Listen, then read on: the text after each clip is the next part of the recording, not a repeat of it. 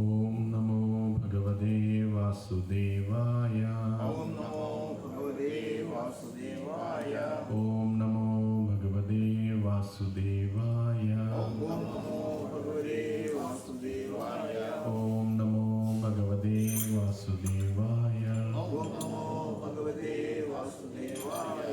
നാരായണം നമസ്കൃത്യം നാരായണം നമസ്കൃത്യം നരം ചൈവ നരോത്തമം നരം ചൈവ നരോത്തമം ദേവീം സരസ്വതീം വ്യാസം ദേവീം സരസ്വതീം വ്യാസം തതോ ജയമുദിരയേ. തതോ ജയമുദീരയേ. നഷ്ടപ്രായേഷു ഭദ്രേഷു നഷ്ടപ്രായേഷു ഭദ്രേഷു നിത്യം ഭാഗവത സേവയാ. നിത്യം ഭാഗവതസേവയാ. ഭഗവതീരുത്തമശ്ലോകേ ഭഗവതീ ഉത്തമശ്ലോകേ ഭക്തിർഭവതി നൈഷ്ഠുകീ. ഭക്തിർഭവതി മൂകം കരോതി വാചാലം മൂകം കരോതി വാചാലം പങ്കും ലംഘയതേ ഗിരിം. പങ്കും ലംഘയതി ഗിരിം. യത്കൃപാതമഹം വന്ദേ കൃപാതമഹം വന്ദേ ശ്രീഗുരുദീനതാരിണം ശ്രീഗുരുദീനതാരിണം ശ്രീചൈതന്യമീശ്വരം ശ്രീചൈതന്യമീശ്വരം ശ്രീപരമാനന്ദമാധവം.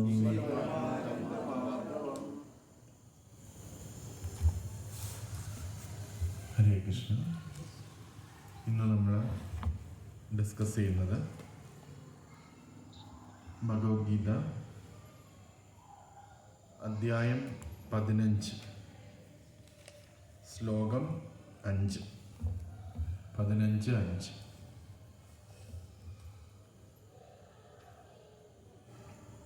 പതിമൂന്ന് അഞ്ച് 15:5. 15ാമത്തെ അധ്യായം 5ാം ശ്ലോകം. നിർമാനമോഹാജിതസംഗദോഷോ നിർമാനമോഹാജിതസംഗദോഷ ആധ്യാത്മ്യനിത്യാ വിനിവൃത്തകാമ അധ്യാത്മനിത്യാവിനിവൃത്തകാമ ദ്വന്ദ്വൈർവിമുക്ത സുഖദുഃഖസഞ്ചൈർ ദ്വന്ദ്വൈർവിമുക്താ സുഖദുഃഖസഞ്ചയൈർ ഗച്ഛന്ത്യമൂഢാ പദമവ്യയം തത്. ഗച്ഛന്ത്യമൂഢാ പദമവ്യയം തത്. നിർമാനമോഹാജിതസംഗദോഷോ നിർമാനമോഹാജിതസംഗദോഷ ആധ്യാത്മ്യനിത്യാ വിനിവൃത്തകാമ അധ്യാത്മനിത്യാവിനിവൃത്തകാമ ദ്വന്ദ്വൈർവിമുക്തൈ സുഖദുഃഖസഞ്ചൈർ ദ്വന്ദ്വൈർവിമുക്താ സുഖദുഃഖസഞ്ചയൈർ ഗച്ഛന്ത്യമൂഢാ പദമവ്യയം തത്. ഗച്ഛന്ത്യമൂഢാ പദമവ്യയം തത്. നിർമാനമോഹാജിതസംഗദോഷോ നിർമാനമോഹാജിതസംഗദോഷ ആധ്യാത്മ്യനിത്യാ വിനിവൃത്തകാമ അധ്യാത്മനിത്യാവിനിവൃത്തകാമ ദ്വന്ദ്വൈർവിമുക്താ സുഖദുഃഖസഞ്ചൈർ സുഖദുഃഖസഞ്ചയൈർ ഗച്ഛന്ത്യമൂഢാ പദമവ്യയം തത്. ഗച്ഛന്ത്യമൂഢാ പദമവ്യയം തത്. നിർമാനമോഹാജിതസംഗദോഷ നിർമാനമോഹാജിതസംഗദോഷ അധ്യാത്മനിത്യാവിനിവൃത്തകാമഃ ആധ്യാത്മനിത്യാ വിനിവൃത്തകാമ ദ്വന്ദ്വൈർവിമുക്താ സുഖദുഃഖസഞ്ചയൈർ ദ്വന്ദ്വൈർവിമുക്താ സുഖദുഃഖസഞ്ചൈർ ഗച്ഛന്ത്യമൂഢാ പദമവ്യയം തത്. ഗച്ഛന്ത്യമൂഢാ പദമവ്യയം തത്. നിർമാനമോഹാജിതസംഗദോഷ നിർമാനമോഹാജിതസംഗദോഷ അധ്യാത്മനിത്യാവിനിവൃത്തകാമ ആധ്യാത്മനിത്യാ വിനിവൃത്തകാമ വിമുക്ത സുഖദുഃഖസംഗേ ദ്വന്ദ്വൈർവിമുക്താ സുഖദുഃഖസഞ്ചൈർ ഗച്ഛന്ത്യമൂഢാ പരമവ്യയം തത്. ഗച്ഛന്ത്യമൂഢാ പദമവ്യയം തത്. നിർമാനമോഹാജിതസംഗദോഷ ആധ്യാത്മനിത്യാ വിനിവൃത്തകാമ ദ്വന്ദ്വൈർവിമുക്താ സുഖദുഃഖസഞ്ചൈർ ഗച്ഛന്ത്യമൂഢാ പദമവ്യയം തത്. നിർമാനമോഹാജിതസംഗദോഷ നിർമാനമോഹാജിതസംഗദോഷ അധ്യാത്മനിത്യാവിനിവൃത്തകാമ ആധ്യാത്മനിത്യാ വിനിവൃത്തകാമ ദ്വന്ദ്വൈർവിമുക്താ സുഖദുഃഖസഞ്ചയൈർ ദ്വന്ദ്വൈർവിമുക്താ സുഖദുഃഖസഞ്ചൈർ ഗച്ഛന്ത്യമൂഢാ പദമവ്യയം തത്. ഗച്ഛന്ത്യമൂഢാ പദമവ്യയം തത്. നിർമാണമോഹാജിതസംഗദോഷ നിർമാനമോഹാജിതസംഗദോഷ അധ്യാത്മനിത്യാ വിനിവൃത്തകാമ ആധ്യാത്മനിത്യാ വിനിവൃത്തകാമ ദ്വന്ദ്വൈർവിമുക്താ ദ്വന്ദ്വൈർവിമുക്താ സുഖദുഃഖസംജ്ഞൈർ ദ്വന്ദ്വൈർവിമുക്താ സുഖദുഃഖസഞ്ജയർ ഗച്ഛന്ത്യമൂഢാ പദമവ്യയം തത് ഗച്ഛന്ത്യമൂഢാ പദമവ്യയം തത് നിർമാനമോഹാജിതസംഗദോഷ ആധ്യാത്മ്യനിത്യാ വിനിവൃത്തകാമ ദ്വന്ദ്വൈർവിമുക്താ സുഖദുഃഖസഞ്ജയർ ഗച്ഛന്ത്യമൂഢാ പദമവ്യയം തത് നിർമാനമോഹാജിതസംഗദോഷ ആധ്യാത്മ്യനിത്യാ വിനിവൃത്തകാമ ദ്വന്ദ്വൈർവിമുക്താ സുഖദുഃഖസഞ്ജയർ ഗച്ഛന്ത്യമൂഢാ പദമവ്യയം തത്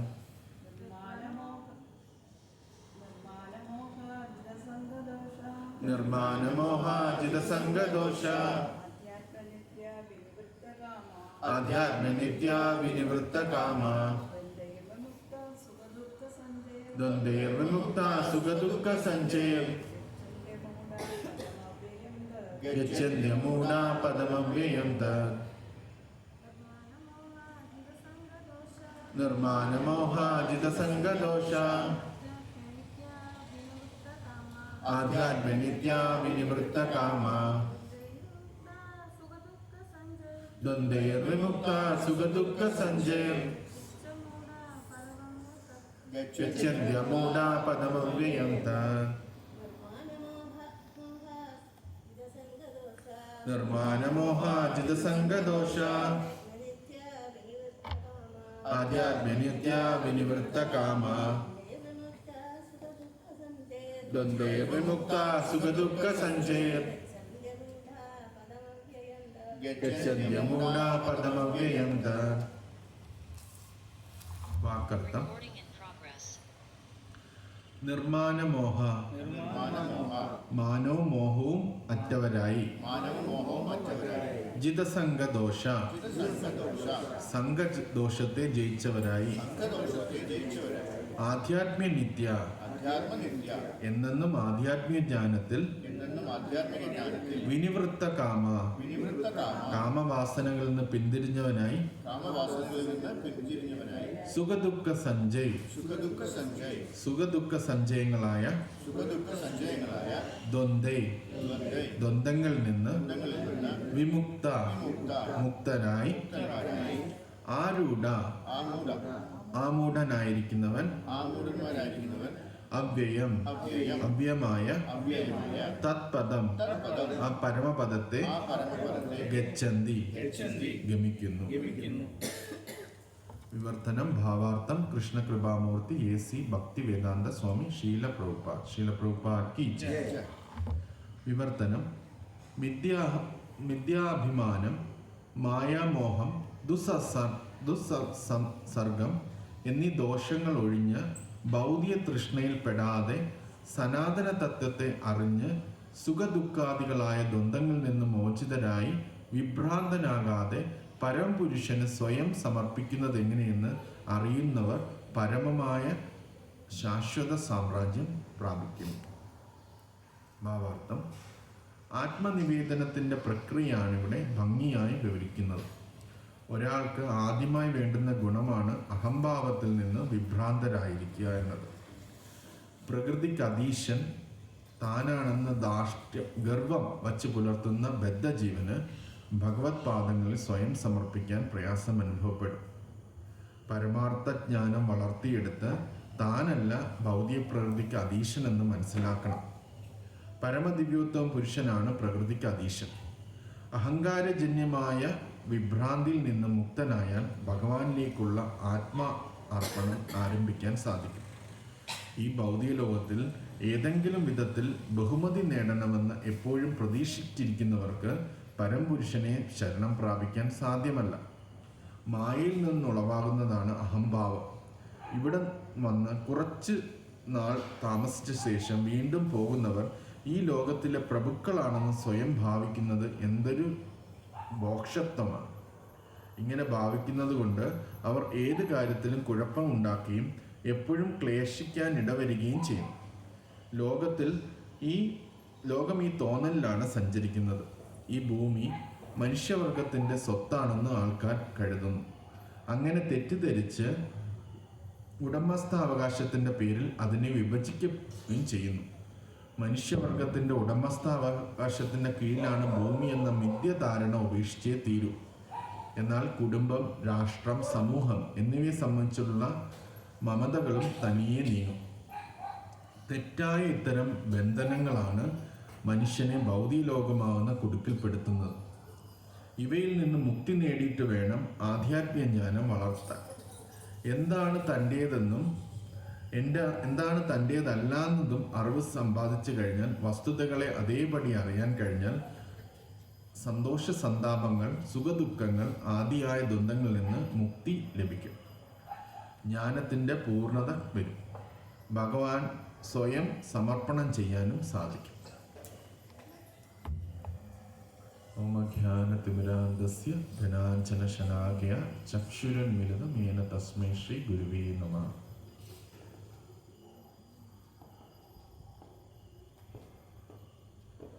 നമോ വിഷ്ണുപദായ കൃഷ്ണകൃഷ്ണായ ഗോകുലേ ശ്രീമതേ ഭക്തിവേദാന്ത സ്വാമിനിതി നാമിനെ. നമസ്തേ സാരസ്വതി ദേവേ ഗൗരവാണി പ്രചാരിണേ നിർവിശേഷ ശൂന്യവാദി പാശ്ചാത്യദേശതാരിണേ.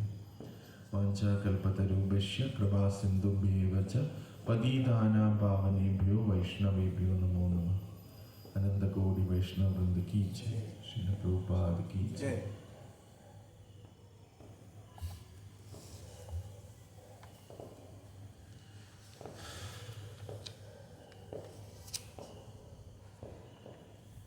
ഹരേ കൃഷ്ണ. പരമ പുരുഷോത്തമ യോഗം എന്ന അധ്യായമാണിത്. പുരുഷോത്തമം എന്ന് പറഞ്ഞാൽ പുരുഷന്മാരിൽ ഉത്തമൻ. പുരുഷൻ എന്ന വാക്കെന്ന് പറഞ്ഞാൽ ആസ്വാദകൻ എന്നാണ് അർത്ഥം. ദൈവം ഒരു ആണാണോ പെണ്ണാണോ എന്നുള്ളൊരു സംശയം പലപ്പോഴും തോന്നും. ദൈവം ആണായേ തീരും. കാരണം എൻജോയർ എന്നുള്ള അത് ഒരു പുരുഷൻ അല്ലെങ്കിൽ ആ ഒരു ആസ്പെക്റ്റ് ഒരു പുരുഷനാണുള്ളത്. നമ്മൾ ഈ ഭൗതിക ലോകത്തിൽ സ്ത്രീകളും പുരുഷന്മാരും ഉണ്ട്. പക്ഷെ യഥാർത്ഥത്തിൽ നമ്മളെല്ലാവരും പ്രകൃതികളാണ്. നമ്മൾ ഭഗവാൻ ആസ്വദിക്കാൻ വേണ്ടിയുള്ളവരാണ്. നമ്മളിപ്പം പുരുഷന്റെ ശരീരം ഇടുന്നുണ്ടെങ്കിലും സ്ത്രീയുടെ ശരീരം ഇടുന്നുണ്ടെങ്കിലും നമ്മളെല്ലാവരും ഭഗവാന്റെ പ്രകൃതികൾ മാത്രമാണ്. അപ്പം നമ്മൾ പലരും ആസ്വദിക്കാനായിട്ട് ശ്രമിക്കുന്നുണ്ട്. ഇവിടെ സ്ത്രീകളായാലും പുരുഷന്മാരായാലും പുരുഷന്റെ മൂഡെടുക്കാനാണ് ശ്രമിക്കുന്നത്. നമ്മൾ സേവനത്തിലല്ല. എല്ലാവരും എന്നെ സേവിക്കുന്ന എങ്ങനെയാണെന്നാണ് നമ്മളെല്ലാവരും ചിന്തിക്കുന്നത്. അപ്പം നമ്മളെല്ലാവരും ഒരു പുരുഷന്റെ മൂഡെടുക്കാനാണ് ശ്രമിക്കുന്നത്. പക്ഷേ ആ പുരുഷൻ എന്നുള്ള ആ അർത്ഥത്തിന് ഒരേ ഒരു യഥാർത്ഥ അവകാശമേ ഉള്ളൂ. അത് ഭഗവാനാണ്. പുരുഷോത്തമൻ എന്ന് പറഞ്ഞാൽ പുരുഷന്മാരിൽ ഉത്തമൻ എന്നാണ് അർത്ഥം. അപ്പം നമുക്ക് തോന്നും ഒരുപാട് പുരുഷന്മാരുണ്ട് എന്നുള്ളത്. പക്ഷെ യഥാർത്ഥത്തിൽ പുരുഷന്മാരാവാൻ ഭാവിക്കുന്നവരാണുള്ളത്. ഒരേ ഒരു പുരുഷൻ എന്ന് പറഞ്ഞാൽ അത് ഭഗവാൻ തന്നെയാണ്. കാരണം അദ്ദേഹം ഏകനേ ഈശ്വര കൃഷ്ണ അരസഭ ഭൃത്യ എന്നാണ് പറയുന്നത്.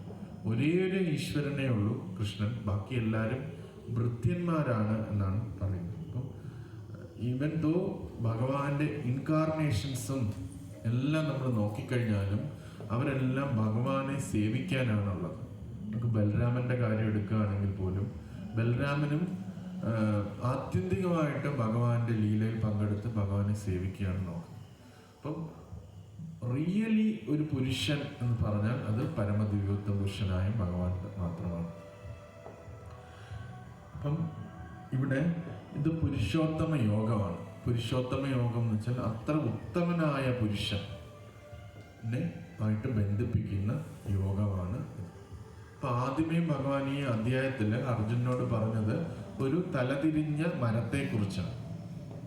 ആധ്യാത്മിക ലോകത്തിന്റെ നേരെ തലതിരിഞ്ഞ ഒരു പ്രതിഫലനമാണ് നമുക്ക് ഈ ഭൗതിക ലോകത്തിൽ കാണുന്നത്.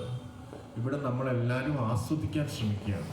നമ്മൾ യഥാർത്ഥത്തിൽ പ്രകൃതിയാണ്, നമ്മുടെ നൈസർഗിക സ്വഭാവം സ്ത്രീയാണ്.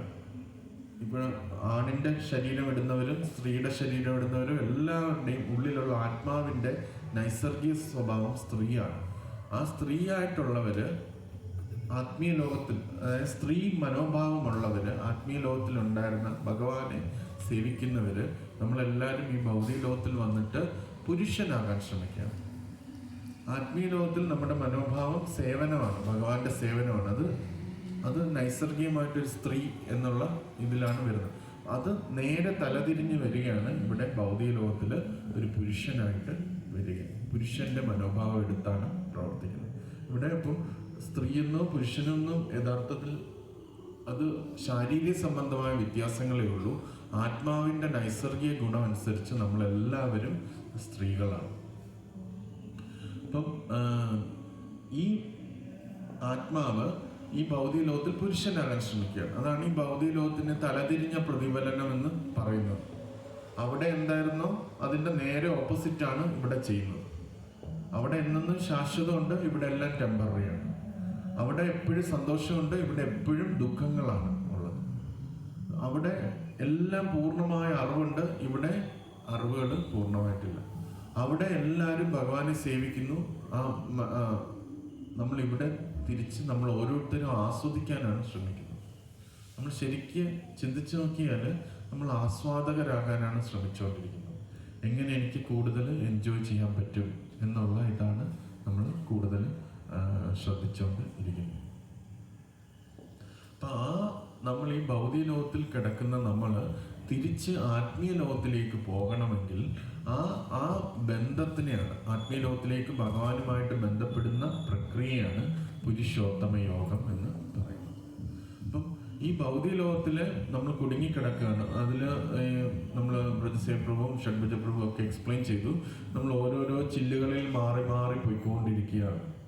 ഇതിൽ നിന്ന് ആസ്വാദനം കിട്ടുമെന്ന് നോക്കി, ഈ ചില്ലയിൽ കിട്ടിയില്ലെങ്കിൽ അടുത്ത ചില്ലയിൽ കിട്ടുമെന്ന് നോക്കി, ഇങ്ങനെ ഈ വലിയ വേരുള്ള ഒരിക്കലും നമുക്ക് എൻഡ് കാണാൻ പറ്റാത്ത ഈ അരയാൽ വൃക്ഷത്തിൽ നമ്മളിങ്ങനെ പാറി പറന്ന് നടക്കുകയാണ്. അപ്പം ഭഗവാൻ അവിടെ പറയാണ്, നീ ശരിക്കും അറിവ് നേടിയിട്ട് ആ വൈരാഗ്യമാകുന്ന വാളുകൊണ്ട് അതിനെ ഛേദിക്കണം. ഈ മൂഢമായ സ്വർഗത്തിൽ നിനക്കൊരിക്കലും ആസ്വാദകനാകാൻ പറ്റില്ല. നിന്റെ നാച്ചുറൽ നീ സെർവൻ്റ് ആണ് എന്ന് നീ മനസ്സിലാക്കണം. അങ്ങനെ നിനക്ക് ഈ ആസ്വാദിക്കണം എന്നുള്ള ആ ത്വര, അതിനെ വൈരാഗ്യമാകുന്ന വാളുകൊണ്ട് വെട്ടണം എന്ന് ഭഗവാൻ നമുക്ക് പറഞ്ഞു തരികയാണ്. ഇനി ഭഗവാൻ അതെങ്ങനെ ചെയ്യണം എന്ന് നമുക്ക് ഘട്ടം ഘട്ടമായിട്ട് ഈ അധ്യായത്തിൽ പറഞ്ഞു തരികയാണ് ചെയ്യുന്നത്. അതാണ് ഈ പുരുഷോത്തമ യോഗം എന്ന അധ്യായത്തിൽ. ഇതിൽ ഭഗവാൻ ആദ്യം ഈ ഒരു അദ്ദേഹത്തിൻ്റെ ഇതൊരു പ്രിൻസിപ്പിൾ ആദ്യം പറഞ്ഞു. നീ ഇതിന്ന് പുറത്തു വരണം, ഈ ഭൗതിക ലോകത്തിൽ നിന്ന് പുറത്തു വരണം, നീ ആത്മീയ ലോകത്തിലേക്ക് വരണം. അത് എങ്ങനെ ചെയ്യണം എന്നതാണ് ഈ ശ്ലോകം നമുക്ക് പറഞ്ഞു തരുന്നത്. നമുക്ക് തിയറി അറിയാം, ഇതാണ് നമുക്ക് ഇവിടുന്ന് തിരിച്ച് ഭഗവാന്റെ അടുത്ത് പോകണം എന്ന് തിയറി അറിയാം. അതിൽ എന്താണ് നമ്മൾ ആദ്യം എടുത്തു വയ്ക്കേണ്ട കാൽവെപ്പ്? നമ്മളിത് അറിഞ്ഞ ഉടനെ നമ്മൾ ആത്മീയ ലോകത്തിലേക്ക് തിരിച്ചു പോകാൻ പറ്റത്തില്ല. നമുക്ക് എന്തെങ്കിലും പ്രാവർത്തികമായ കാര്യങ്ങൾ ചെയ്യണം. അത് ചെയ്താലേ നമുക്ക് ആ ഒരു ക്വാളിഫിക്കേഷൻ വരാൻ പറ്റും. അതിലെന്താ ചെയ്യുന്നത്? അതാണ് ഭഗവാൻ ഇവിടെ ഫസ്റ്റ് പറയുന്നത്. നിർമ്മാനമോഹ ജിതസ്. അതിൽ ഒരു അതിശയം, ഇതിൽ ഭാവാർത്ഥം വായിക്കുമ്പോൾ നമുക്ക് മനസ്സിലാകും. ഇതിനകത്ത് പല കാര്യങ്ങൾ പറയുന്നുണ്ട്. നിർമ്മാനമോഹ ജിതസംഗദോഷ ആധ്യാത്മിക വിനിവൃത്ത കാമ ദ്വന്ദ്വേ വിമുക്തി സുഖദുഃഖ സംജയ്. അതായത് 1, 2, 3, 4, 5,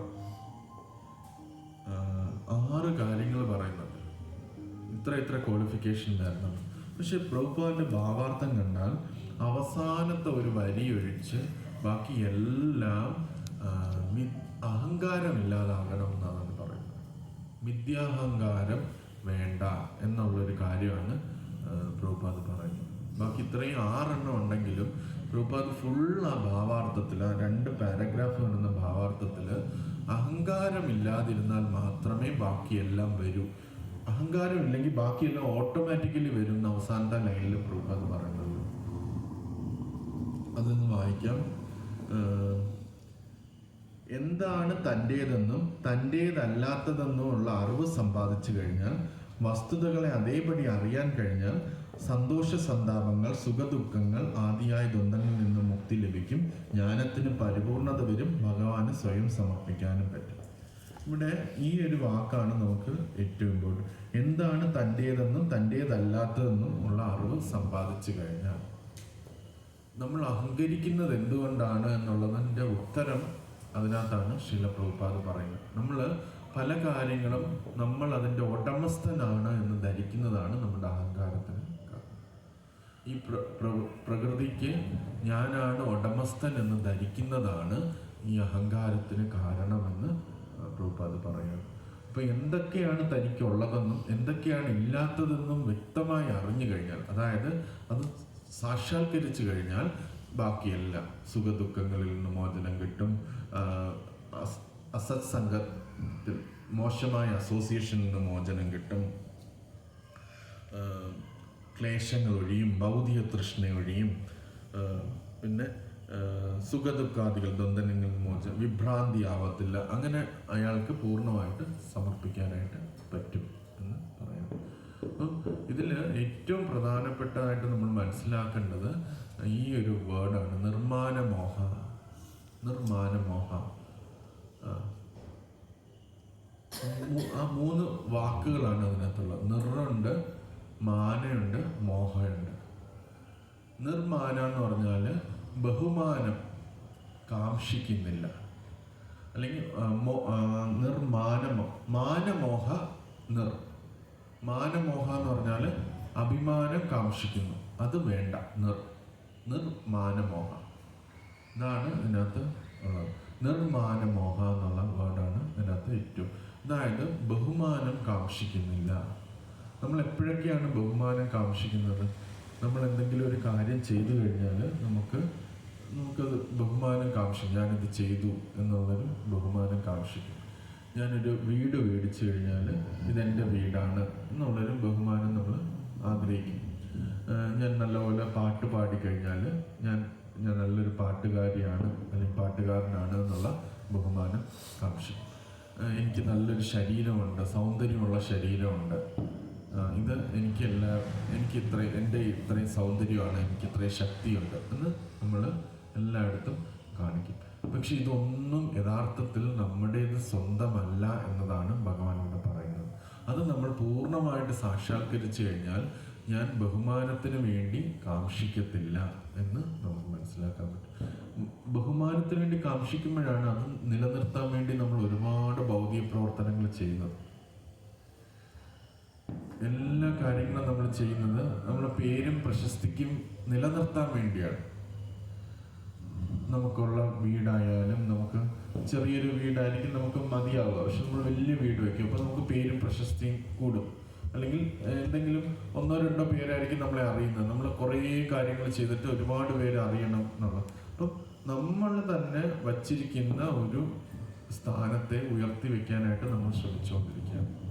അപ്പം ഭഗവാൻ ഇവിടെ പറയുകയാണ്, ഇതൊന്നും നിൻ്റേതല്ല.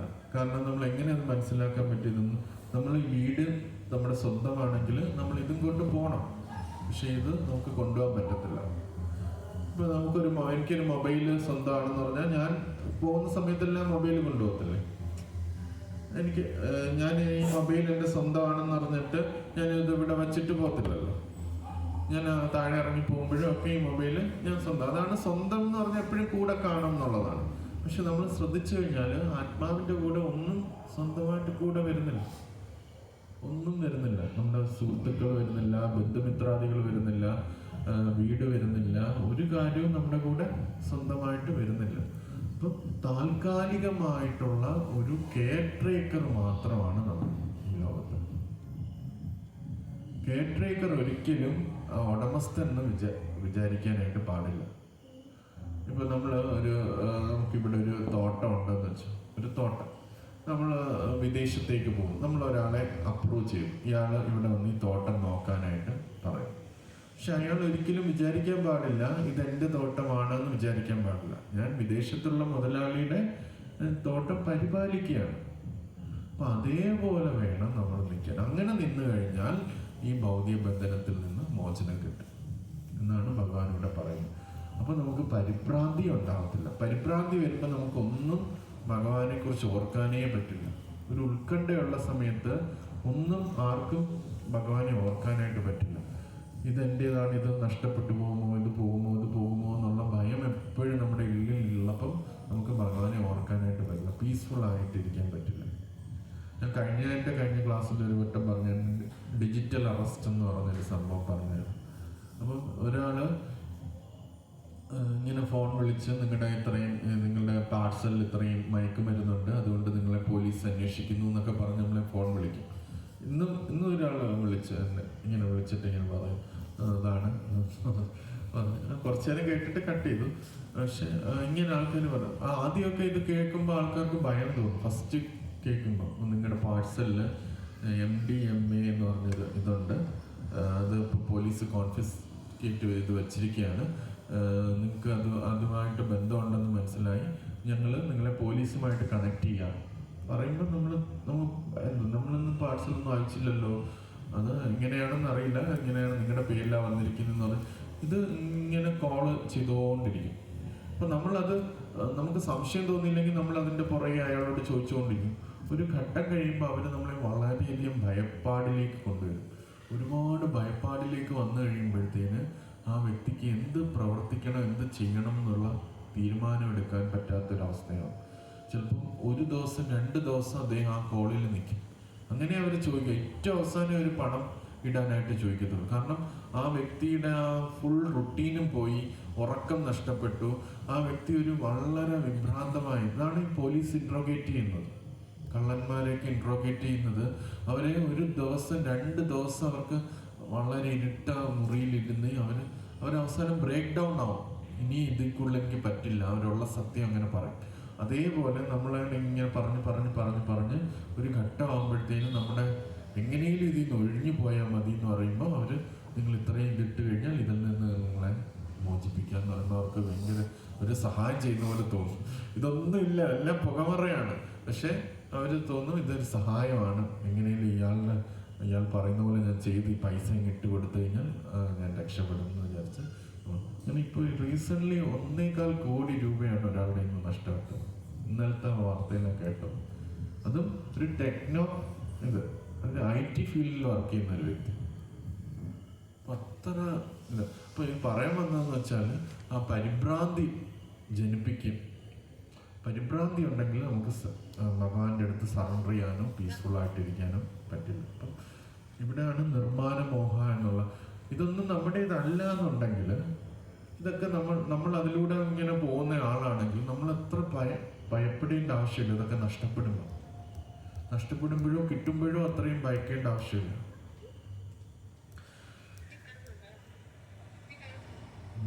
അത് മ്യൂട്ട് ചെയ്യാൻ പറ്റുമോ? എൻ്റെ ഇതല്ലേ? അപ്പം ഞാൻ ഹോസ്റ്റലിൽ അല്ല. അപ്പം ഇതിങ്ങനെയാണ് സംഭവിക്കുന്നത്. അപ്പം ഇവിടെയാണ് ആ നിർമ്മാന മോഹ എന്നുള്ള വാക്കിൻ്റെ അർത്ഥം വരുന്നത്. എന്തുകൊണ്ടാണ് പ്രഭുപാദ് ഇത്രയും കാര്യമായിട്ട് അതിനെ വിശദീകരിച്ചത് എന്നുള്ളത് നമ്മൾ മനസ്സിലാക്കും. നമ്മൾ ഈശ്വരൻ്റെ അംശമാണ്. നമ്മൾ ഈശ്വരനിൽ നിന്ന് മാറിയാണ് ഈ ഭൗതിക ലോകത്തിലേക്ക് വന്നത്. ഇവിടെ വന്നപ്പോൾ നമ്മൾ കുറേ അസോസിയേഷനും കുറേ ഇതുമൊക്കെ നമ്മുടെ ശാരീരിക സംബന്ധമായി കിട്ടിയിട്ടുണ്ട്. ഈ ശരീരം അവസാനിക്കുമ്പോൾ അത് എല്ലാം പോകും, നമ്മൾ വേറെ എവിടെയെങ്കിലും പോകും. കാരണം ഇത് നമുക്ക് മനസ്സിലാക്കും. നമുക്കെല്ലാം അറിയാം, ഭഗവത്ഗീത പഠിച്ചുകൊണ്ട് നമ്മളെല്ലാവരും ആത്മാക്കളാണ്. ഈ ശരീരം ജനിച്ചപ്പോഴല്ല നമ്മൾ ജനിച്ചതെന്ന് അറിയാം. നമുക്ക് ഇതിനു മുമ്പും ജന്മങ്ങളുണ്ടെന്ന് അറിയാം, എല്ലാ ജന്മങ്ങളും ഉണ്ടെന്ന് അറിയാം. ആ ജന്മത്തിലൊക്കെ നമുക്ക് എത്ര പ്രോപ്പർട്ടീസ് ഉണ്ടായിരിക്കും, എത്ര ഏക്കർ സ്ഥലങ്ങളുണ്ടായിരിക്കും. അത് നിലനിർത്താൻ വേണ്ടി നമ്മൾ എന്തെല്ലാം ഉത്കണ്ഠകൾ ചെയ്തിട്ടുണ്ടാവും ആ സമയത്തൊക്കെ. അതൊന്നും ഇപ്പം നമുക്കത് ബോധറേഷനേ അല്ല. നമുക്ക് അവിടെ ആ സ്ഥലങ്ങളുണ്ടോ, എൻ്റെ ബന്ധുമിത്രാദികളുണ്ടോ, എൻ്റെ സുഹൃത്തുക്കളുണ്ടോ, അവരുമായിട്ട് ഞാൻ എന്തൊക്കെ ഇടപെട്ടിട്ടുണ്ട്, എൻ്റെ മക്കളുണ്ട്, ഇതൊക്കെ കഴിഞ്ഞ ജന്മത്തിലെല്ലാം നടന്നിട്ടുള്ളതാണ്. കാരണം നമ്മളെല്ലാം ഒരു എറ്റേണൽ പേഴ്സൺസ് ആണ്. നമ്മളാരും ആത്മീയ ലോകത്തിൽ നിന്ന് ഇതിനെ ഉദ്ധരിക്കാൻ വന്ന വ്യക്തികളെല്ലാം നമുക്കെല്ലാം വ്യക്തമായിട്ട് അറിയാം. നമ്മളെല്ലാം സാധാരണ സാധക ഭക്തന്മാരാണ്.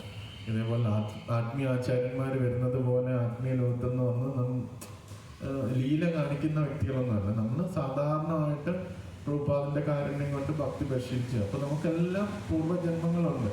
അപ്പൊ അതിലെല്ലാം നമുക്ക് എത്രയോ ആൾക്കാരും എത്രയോ ബന്ധുജനങ്ങളും എത്രയോ പ്രോപ്പർട്ടീസും എത്ര കാറും എത്ര നായ്ക്കുട്ടികളും ഒക്കെ ഇതെല്ലാം നമുക്കുണ്ടായിരുന്നു. പക്ഷെ അതെല്ലാം നമുക്ക് ഇപ്പം ഓർമ്മ പോലും ഇല്ല. പക്ഷെ അതിനെല്ലാം മെയിൻറ്റെയിൻ ചെയ്യാൻ വേണ്ടി നമ്മൾ ആ ജന്മങ്ങളിലൊക്കെ എത്രമാത്രം ഉത്കണ്ഠപ്പെട്ടിട്ടുണ്ട്. അപ്പം അതേപോലെയാണ് നമ്മൾ ഈ ജന്മവും ഒരുപാട് കാര്യങ്ങൾ ഉത്കണ്ഠപ്പെടുന്നത്. അടുത്ത ശരീരം വരുമ്പം ഇതെല്ലാം നമ്മൾ മറന്നു. നമ്മൾ KBRൽ നിൽക്കുന്നതും KBRൽ പോകുന്നതും നമ്മുടെ കുട്ടികളെക്കുറിച്ചും കുട്ടികളുടെ പേരും ഭാര്യയുടെ പേരും എല്ലാം നമ്മൾ മറന്നു.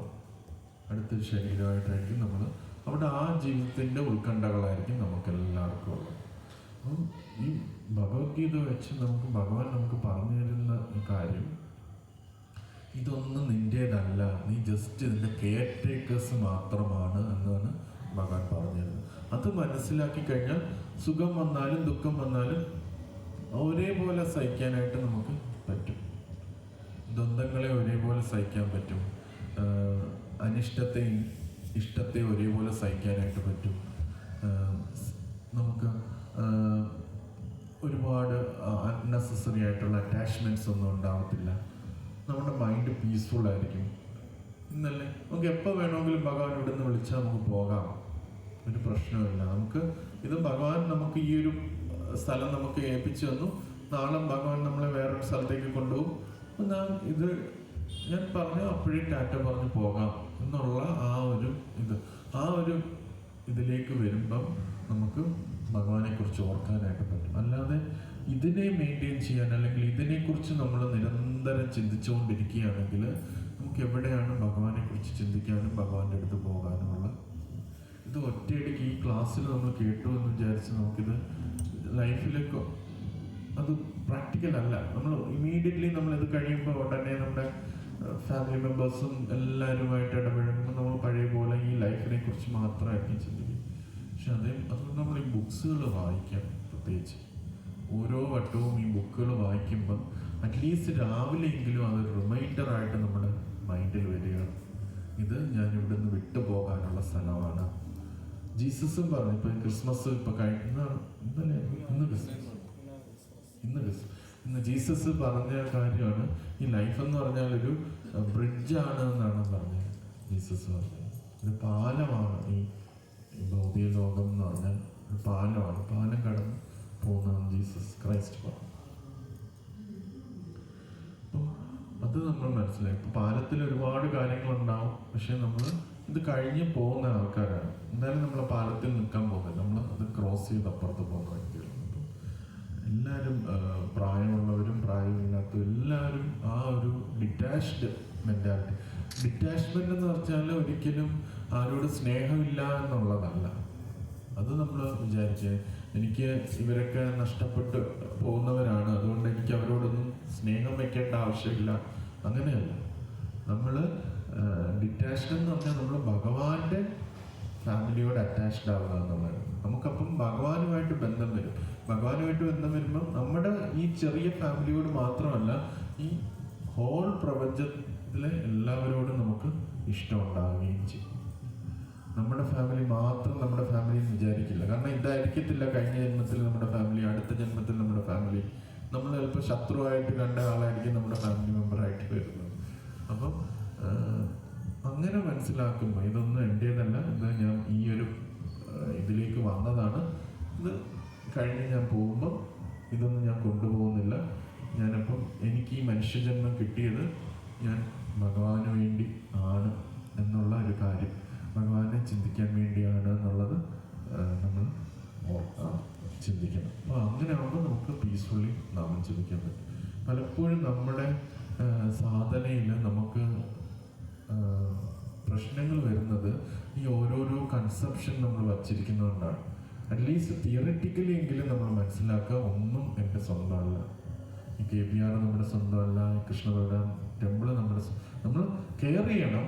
സ്വന്തമല്ലാന്ന് വെച്ചാൽ അവഗണിക്കാൻ പാടില്ല. പക്ഷെ ഇതെല്ലാം നമ്മൾ ഇന്നല്ലെങ്കിൽ നാളെ വിട്ടുപോകുന്ന വ്യക്തിയാണ്. അപ്പം ഇതിനകത്ത് പേരും പ്രശസ്തിയും അഭിമാനവും ദുരഭിമാനവും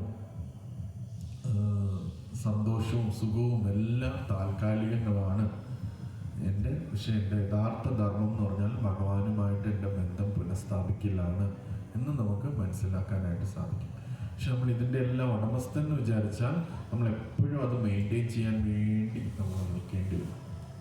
നമ്മളെപ്പോഴും അത് മെയിൻറ്റെയിൻ ചെയ്യാൻ വേണ്ടി നിൽക്കേണ്ടി വരും. ഒരു സിമ്പിൾ ഒരാൾക്ക്, ഒരു സാധാരണ ഒരു വ്യക്തിക്ക്, ഒരു ചെറിയൊരു കുടിലിൽ താമസിക്കുന്ന ഒരു വ്യക്തിക്ക് അയാൾക്ക് കുറച്ച് കാര്യങ്ങളെയൊക്കെ മെയിൻറ്റെയിൻ ചെയ്യാനുള്ളൂ. അയാൾക്ക് ഇപ്പോൾ ഒരു പശു കാണും, കുറച്ച് ഇത് കാണും, ഒരു പുല്ല് ഇതൊക്കെ കാണും, കുറച്ച് ചെറിയ ചെറിയ ഇത് കാണും, 1-2 തുണികൾ മാത്രമായിരിക്കും കാണുക. പക്ഷെ നമ്മൾ ഒരുപാട് അക്യുമുലേറ്റ് ചെയ്യുമ്പോൾ ഇതെല്ലാം എൻ്റെയാണെന്ന് ഇതിനെയൊക്കെ മെയിൻറ്റെയിൻ ചെയ്യാൻ എന്ത് പാടാണ്. നമുക്ക് ഒരു കാറുണ്ടെങ്കിൽ ഓക്കെ, 2-3 കാറുണ്ടെങ്കിൽ അതിനെപ്പോഴും ഓരോ കാറിന് സർവീസ് കൊടുക്കാൻ പോകണം, ഓരോ കാറിന് ടയറിൽ ഇതടിക്കുകയാണെന്ന് തോന്നണം. അങ്ങനെ എന്തെല്ലാം ഇതാണ് വരുന്നത്.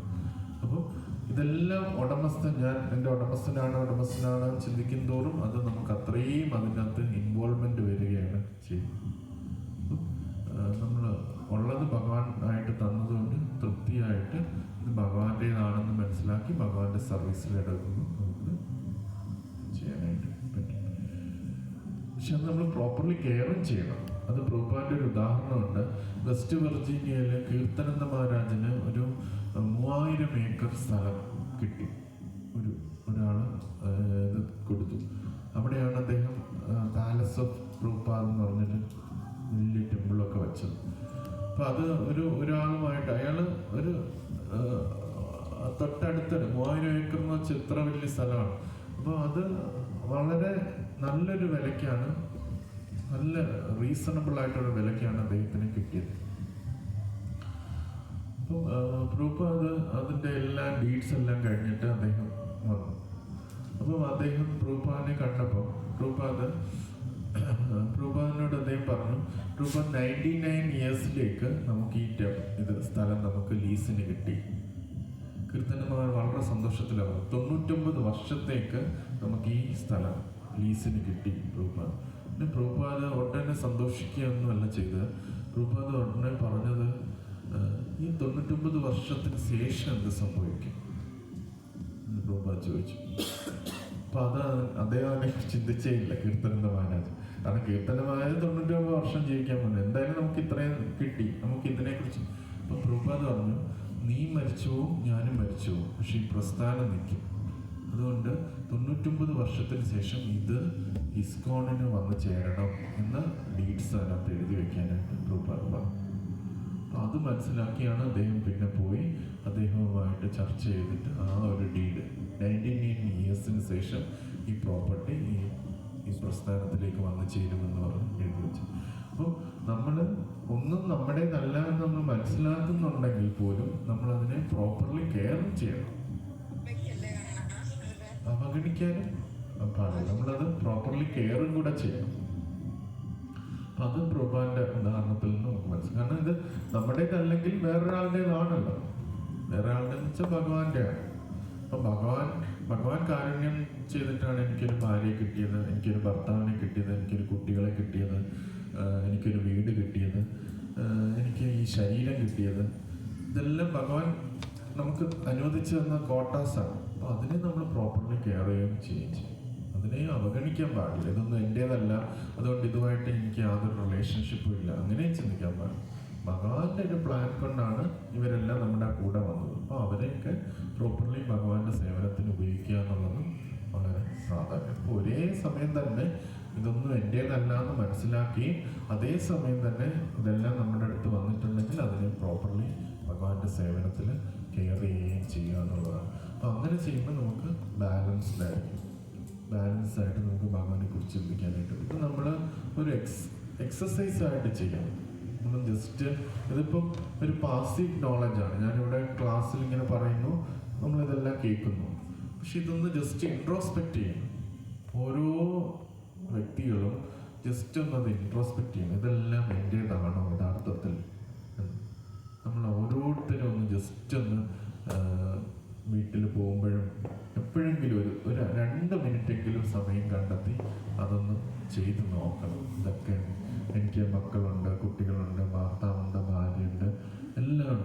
ഇതൊക്കെ യഥാർത്ഥത്തിൽ എൻ്റെ സ്വന്തമാണോ അതോ എൻ്റെ കെയറിൽ വന്നവരാണോ എന്ന് നമ്മൾ ജസ്റ്റ് ഒന്ന് ഇൻട്രോസ്പെക്ട് ചെയ്യണം. ഇത് എൻ്റെ കെയറിലാണോ എന്നുള്ളത്. ഒരു ലെക്ചറിൽ കേട്ടതാണ്, ഒരു ഡിവോട്ടിയുടെ വീട്ടിൽ ഒരു ഡിവോട്ടി പോയപ്പോൾ അയാൾ ഭഗവത്ഗീത എടുത്ത് നോക്കി. ഭഗവത്ഗീത എടുത്തപ്പോൾ നമ്മളൊക്കെ ഒരു ബുക്ക് കിട്ടിയാൽ എന്താ ചെയ്യും, നമ്മുടെ പേര് എൻ്റെ ഫ്രണ്ടിൽ എഴുതി വയ്ക്കുന്നത്. അപ്പോൾ ഒരു ഭഗവത്ഗീത എടുത്ത അയാൾ ഇങ്ങനെ ഫ്രണ്ട് പേജിലോട്ട് നോക്കിയപ്പോൾ ആ ഡിവോട്ടി വന്ന friend, this book is under the care of so and so Das. ഈ ബുക്ക് ഇന്ന വ്യക്തിയുടെ കെയറിലാണ് എന്നാണ് അദ്ദേഹം, ഇത് എൻ്റെ ബുക്ക് എന്ന് അദ്ദേഹം എഴുതുന്നില്ല, കെയറിലാണ് എന്ന്. അപ്പോൾ അതേസമയം ആ ബുക്കിനെ സംരക്ഷിക്കുകയും ചെയ്യും, അതേസമയം ഇത് ഞാൻ എൻ്റെ ഓണറല്ല എന്നുള്ള ബോധവും അദ്ദേഹത്തിനുണ്ട്. ഇത് ഈ ആത്മാവ് ഈ ഭഗവത്ഗീതയും കൊണ്ടല്ലല്ലോ പോകുന്നത്. ആത്മാവ് പോകുമ്പോൾ ഒന്നുമില്ല, ഇതെല്ലാം ഇവിടെ തന്നെ ഇരിക്കും. നമ്മുടെ ജപമാല പോലും നമ്മളിവിടെ വെച്ചിട്ടാണ് പോകുന്നത്. അപ്പം അത് ആ ഒരു കാര്യം നമ്മൾ മനസ്സിലാക്കുക എന്നുള്ളതാണ് പ്രധാനം. അപ്പം ഒരേ സമയം തന്നെ നമ്മൾ ഇത് ഓരോരുത്തരും നമ്മൾ എത്ര എല്ലാ ഡിവോട്ടീസിലൂടെ ക്ലാസ് എടുക്കും, ആത്മാവിനെ കുറിച്ച് പറയും. പക്ഷെ നമ്മളൊന്ന് ജസ്റ്റ് ഒരു 5 മിനിറ്റ് എങ്കിലും ഒന്ന് നമ്മൾ ഓരോരുത്തരും, പ്രത്യേകിച്ച് പുതിയ ഡിവോട്ടീസ്, അവരെ ഒന്ന് ഹൃദയത്തിലേക്ക് എടുത്ത് ശ്രദ്ധിക്കണം. നമ്മളിത് നമുക്ക് ഒരു വട്ടമെങ്കിലും ആ റിയലൈസേഷൻ വന്നു കഴിഞ്ഞാൽ പിന്നെ നമുക്ക് പീസ്ഫുള്ളാവും, നമ്മുടെ ജീവിതം വളരെ ശാന്തമാവും. ഇതെല്ലാം വന്നാലും ഇത് ഇന്നല്ലെങ്കിൽ നാളെ പോയി തീരും. ഞാനെന്ന് പറയുന്നത് ഇവിടെ കാണും, ഭഗവാൻ ഇവിടെ കാണും. ഞാനും ഭഗവാനും തമ്മിലുള്ള ബന്ധം ശാശ്വതമായിരിക്കും, ബാക്കി എല്ലാം താൽക്കാലികമാണ് എന്ന് നമുക്ക് ഇത് കിട്ടും. അപ്പം നമുക്ക് എന്താണ് ജീവിതത്തിൽ, എന്തിനെയാണ് നമ്മൾ ഫോക്കസ് ചെയ്യേണ്ടതെന്ന് നമുക്കൊരു ഇത് കിട്ടും. അല്ലെങ്കിൽ എപ്പോഴും ഉത്കണ്ഠകളും പ്രശ്നങ്ങളുമായിട്ട് നമ്മളിങ്ങനെ, ഇത് വളരെ പ്രാധാന്യമാണ്. അപ്പോൾ അതുകൊണ്ടാണ് പ്രഭുപാദ് ഈ നിർമ്മാണ മോഹ അത് പറഞ്ഞതിന് ശേഷം ബാക്കിയെല്ലാം അവസാനം വന്നു ചേരുന്ന പ്രഭുപാദ് എൻ്റേത്. എൻ്റേതെന്നുള്ള അഹങ്കാരം ആദ്യം ഇല്ലാതാകണം എന്നുള്ളതാണ് പ്രഭുപാദ ഭാവാർത്ഥത്തിൽ മുഴുവൻ നമുക്ക് പറഞ്ഞു തരുന്നത്. അത് വായിച്ച നല്ലൊരു ഭാവാർത്ഥമാണ്, വീട്ടിൽ പോയി വായിച്ച നല്ലൊരു ഇതാണ്. ഹരേ കൃഷ്ണ. എന്തെങ്കിലും സംശയങ്ങളുണ്ടെങ്കിൽ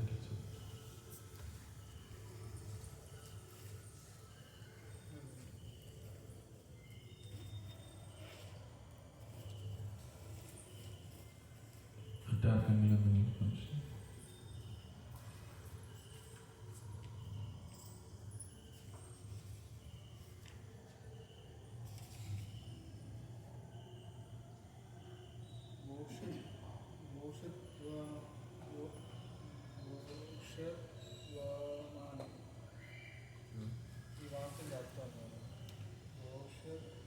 പോഷത്വമാണ്. മോശത്വം എന്ന് വെച്ചാൽ മണ്ടത്തരം എന്നാണ് അർത്ഥം. മണ്ടത്തരം, നമ്മൾ ഇതൊന്നും നമ്മുടേതല്ല, ഇവിടെ വന്ന് കുറച്ച് നാൾ എന്നിട്ട് ഇതെല്ലാം നമ്മുടേതാണെന്ന് ചിന്തിക്കുന്നത് മണ്ടത്തരമാണ്. മറ്റാർക്കെങ്കിലും നമ്മൾ ഇൻട്രോസ്പെക്ട് ചെയ്യാറേ ഇല്ല, നമ്മളെല്ലാം മെക്കാനിക്കലായിട്ട് ചെയ്തു പോവാണ്. അപ്പം ഇൻട്രോസ്പെക്ട് ചെയ്യുമ്പോൾ നമുക്ക് അറിയാൻ സാധിക്കും എന്താണ് അവർ റിയൽ പൊസിഷൻ. പക്ഷേ വീണ്ടും നമ്മൾ ആക്ടിവിറ്റിയിലോട്ട് വരുമ്പോൾ വീണ്ടും മറക്കുന്നു. അപ്പോൾ അതിന് കോൺസ്റ്റന്റ് റിമൈൻഡ് ചെയ്യാൻ വേണ്ടി എന്ത് ചെയ്യണം? 2 കാര്യങ്ങളുണ്ട്. ഒന്ന് ഇൻറ്റൻഷനും ഇൻക്ലിനേഷൻ. ഞാൻ ഇന്നൊരു മെസ്സേജിൽ പറഞ്ഞതാണ്. നമുക്ക് ഭഗവത്ഗീതയൊക്കെ നമുക്ക് മനസ്സിലായിട്ടുണ്ട്, നമുക്ക് കുറച്ചൊക്കെ അറിയാം. പ്രഭുപാദിൻ്റെ കാരുണ്യം കൊണ്ട് നമുക്ക് കുറേ കാര്യങ്ങളൊക്കെ മനസ്സിലായി. ഞാൻ ആത്മാവാണെന്നും ഞാൻ ഭഗവാന്റെ സേവകനാണെന്നും ഒക്കെ ഉള്ള കാര്യങ്ങൾ നമുക്ക് മനസ്സിലായി, ഭഗവത്ഗീത മനസ്സിലായി. അപ്പം നമ്മൾ അതിനനുസരിച്ച് പ്രവർത്തിക്കാനും ശ്രമിക്കുന്നുണ്ട്.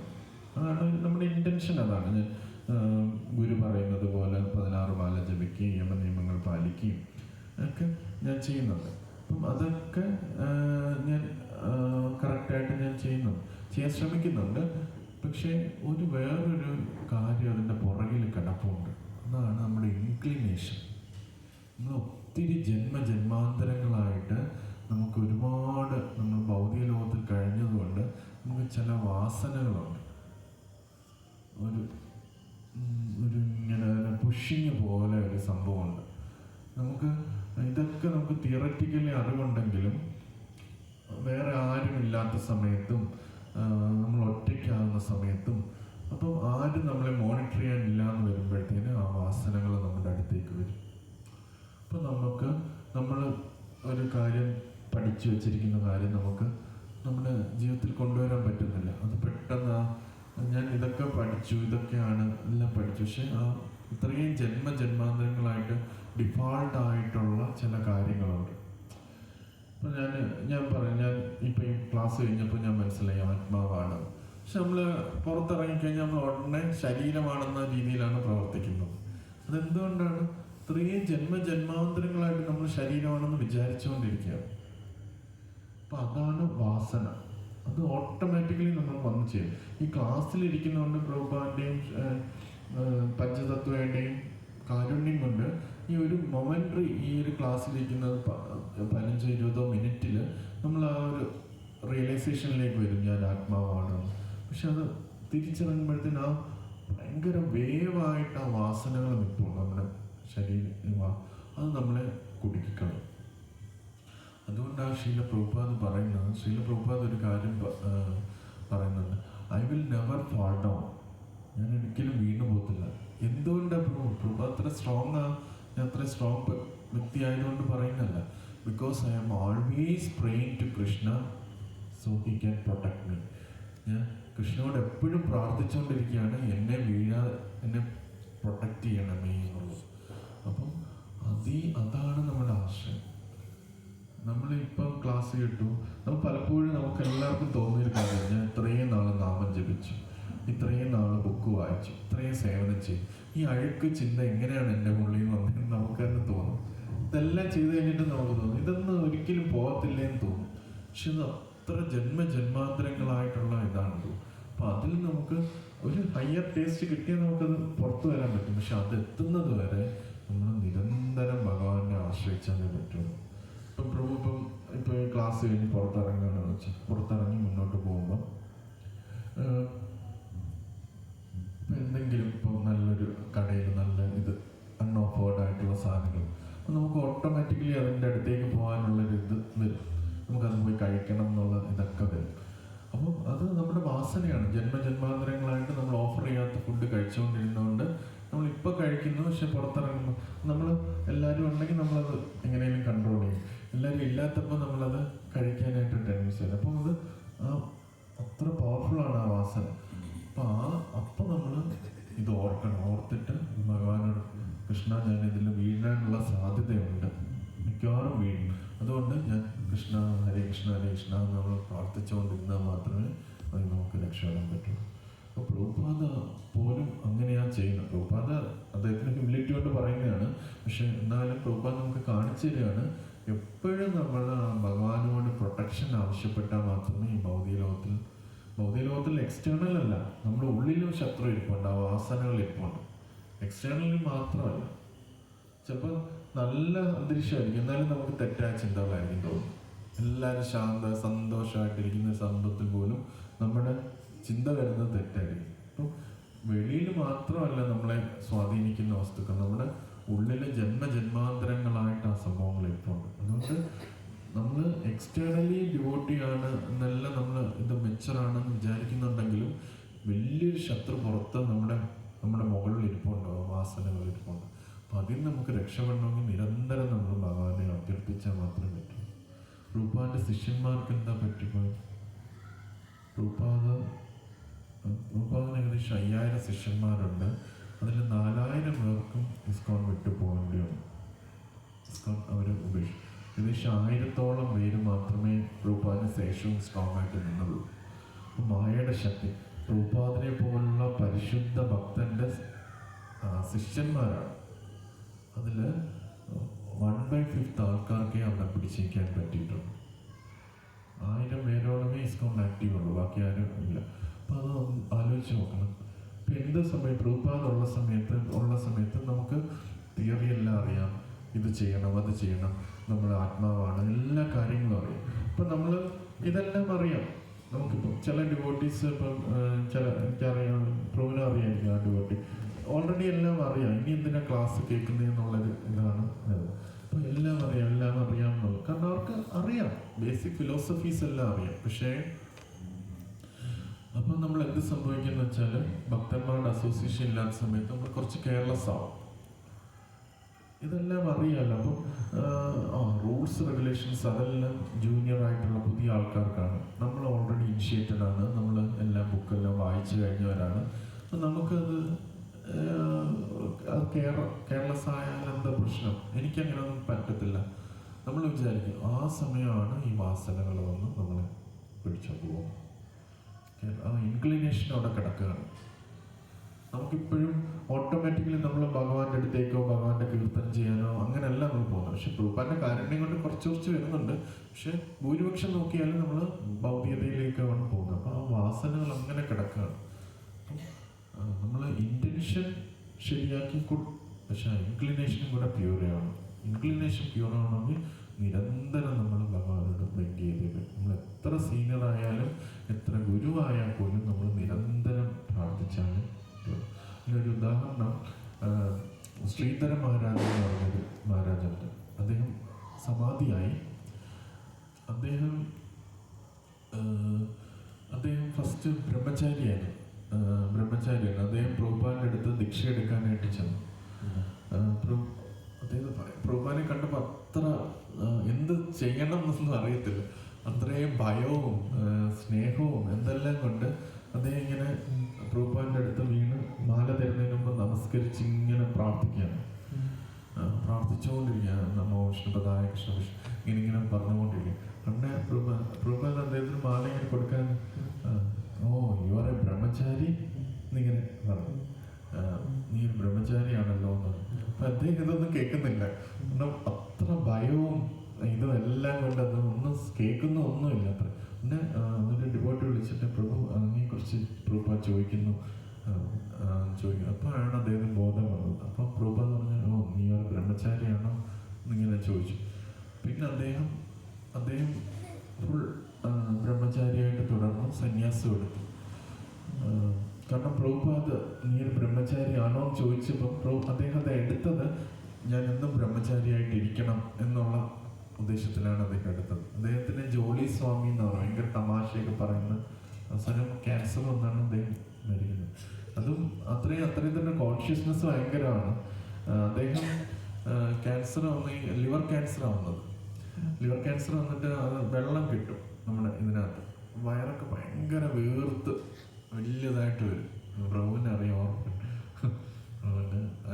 പ്രഭുവിൻ്റെ അനിയന് അങ്ങനെ ഒരു ഇത് വന്ന് ഓർമ്മയുണ്ടാവും. അപ്പം ഭയങ്കര വെള്ളം കെട്ടും.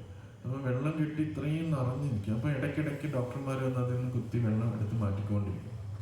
അപ്പോൾ ഒരു വട്ടം ഇദ്ദേഹം ഇങ്ങനെ ഡോക്ടർ കാണാൻ അത്രയും പെയിൻഫുള്ളായിട്ടുള്ള സിറ്റുവേഷനിൽ നിൽക്കുകയാണ്. അപ്പം ഡോക്ടർ ഇങ്ങനെ കയറി വന്നപ്പോഴത്തേന് ഇത്രയും വയറിങ്ങനെ വീർത്തിരിക്കുമ്പോഴത്തേന് അദ്ദേഹം ഇങ്ങനെ അത്രയും എല്ലാ ഡ്യൂട്ടീസും ഇരിക്കുന്ന സമയത്ത് ഏകദേശം എൻ്റെ ആവാറായി.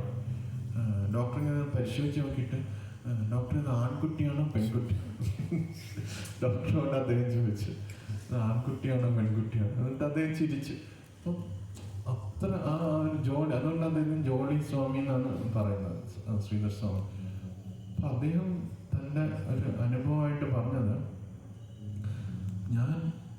എന്നോട് പ്രഭുപാദ് ബ്രഹ്മചാരിയായിട്ടിരിക്കാൻ പറഞ്ഞു. പക്ഷേ അദ്ദേഹം ഇപ്പോൾ സന്യാസിയാണ്, വളരെ പ്രായം ഉള്ള വ്യക്തിയാണ്. അദ്ദേഹം പറഞ്ഞത് പക്ഷെ ഞാൻ സ്ട്രഗിൾ ചെയ്യാണ് ഈ ഒരു ഇൻസ്ട്രക്ഷൻ ഫോളോ ചെയ്യാൻ.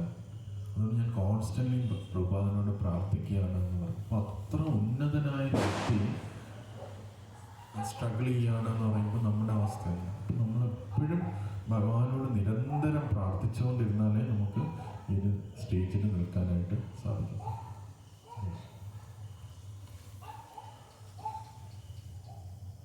മാതാജി സൈഡ്സിൽ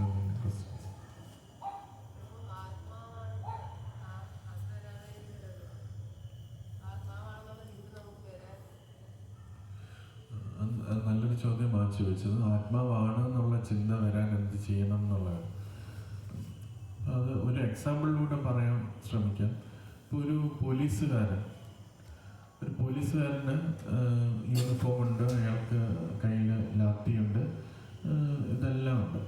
അയാൾക്ക് പോലീസ് ആകണം എന്നുള്ള, അയാൾ പോലീസാണെന്ന് എപ്പോഴും അയാൾക്ക് ഓർമ്മ വരുന്നത് അയാൾ പോലീസ് സ്റ്റേഷനിൽ പോകുമ്പം, അയാളുടെ യൂണിഫോം എടുത്തിടുമ്പം, പോലീസിൻ്റെ വർക്ക് ചെയ്തുകൊണ്ടിരിക്കുമ്പോഴാണ് അയാൾക്ക് പോലീസാണ്. അപ്പോൾ അയാൾ വീട്ടിലിരിക്കുകയാണ്, പോലീസ് സ്റ്റേഷനിലൊന്നും പോകുന്നില്ല. പോലീസ് യൂണിഫോം അയാൾ എവിടെയോ മടക്കി വെച്ചേക്കാണ്, കാണുന്നേ ഇല്ല. പിന്നെ അയാൾ പോലീസിൻ്റെതായ ഒരു വർക്കും അദ്ദേഹം ചെയ്യുന്നുമില്ല. അദ്ദേഹത്തിന് തന്നെ കുറച്ച് കഴിയുമ്പം ഞാൻ പോലീസാണെന്ന് മറന്നു. അപ്പം നമ്മൾ ആത്മാവിൻ്റെതായ പ്രവർത്തനങ്ങൾ ചെയ്തുകൊണ്ടിരുന്നാലേ ആത്മാവാണെന്നുള്ള ഓർമ്മ നമുക്ക് വരത്തുള്ളൂ. അല്ലെങ്കിൽ ഈ പറഞ്ഞ വാസനകളൊന്നും നമ്മൾ വീണ്ടും ശരീരമാണെന്നുള്ള തോന്നും. അപ്പം അതിന് ഗുരു നമുക്ക് പറഞ്ഞു തന്നിട്ടുണ്ട് 16 ബാല ജപിക്കാനും യമനിയമങ്ങൾ പാലിക്കാനും ഈ പ്രസ്ഥാനത്തെ സേവനം ചെയ്യാനും ഒക്കെ. അപ്പോൾ നമ്മൾ അതിൻ്റെ നമ്മുടെ കോൺഷ്യസ്നെസ് അതിൽ അബ്സോർവ് ചെയ്യുകയാണെങ്കിൽ നമുക്ക് എപ്പോഴും ഞാൻ സോളാണെന്നുള്ളൊരിതിൽ നിൽക്കാനായിട്ട്.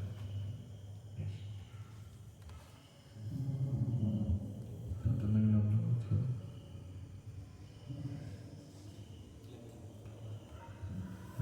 ശ്രീമദ് ഭഗവത്ഗീത കീ ജയ്, ശ്രീല പ്രഭുപാദ കീ ജയ്. ഇന്ന് ഗോപിപ്രിയയുടെ ബർത്ത്ഡേ ആയിട്ട് മാജിയമൊക്കെ ഇന്ന് പ്രസാദം വിലാസൻ മാജിയമൊക്കെ പ്രസാദം തന്നിരിക്കുകയാണ്. അപ്പോൾ ഗോപിപ്രിയയ്ക്കും ഫാമിലിക്ക് എല്ലാവർക്കും ആയിട്ട് നമുക്ക് 3 വട്ടം ഹരേ കൃഷ്ണ മഹാമന്ത്രം. ഹരേ കൃഷ്ണ കൃഷ്ണ കൃഷ്ണ ഹരേ ഹരേ, ഹരേ രാമ രാമ രാമ ഹരേ ഹരേ, ഹരേ കൃഷ്ണ കൃഷ്ണ കൃഷ്ണ ഹരേ ഹരേ, ഹരേ രാമ രാമ രാമ ഹരേ ഹരേ, ഹരേ കൃഷ്ണ കൃഷ്ണ ഹരേ ഹരേ, ഹരേ രാമ രാമ രാമ ഹരേ ഹരേ. ശ്രീല പ്രഭുപാദ് കീ ജയ്.